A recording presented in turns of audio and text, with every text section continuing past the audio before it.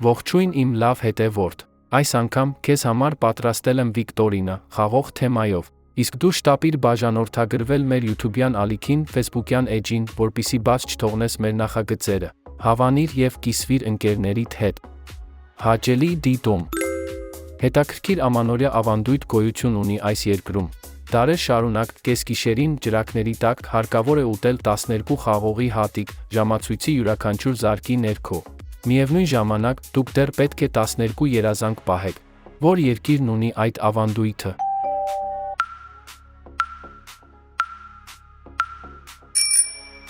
Պատասխան. Իսպանիա։ Խաղողի սերմերը, որոնք ուտելու են, ինչով են լի։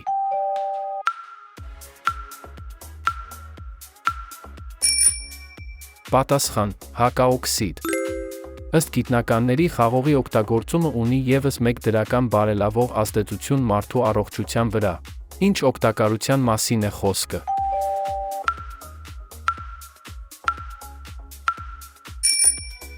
Պատասխան. հիշողություն։ Ճապոնական Իսիկավայում աճացրած խաղողի վազը վաճառվել է $910։ Դրա հատիկը սեղանի թենիսի գնդակի չափ է։ Նշեք խնդրեմ խաղողի տեսակը։ Հռոմեական։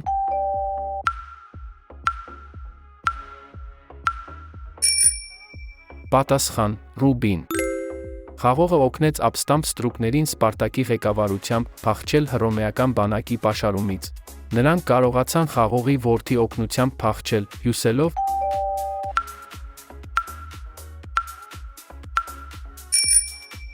Պատասխան. սանդուղք։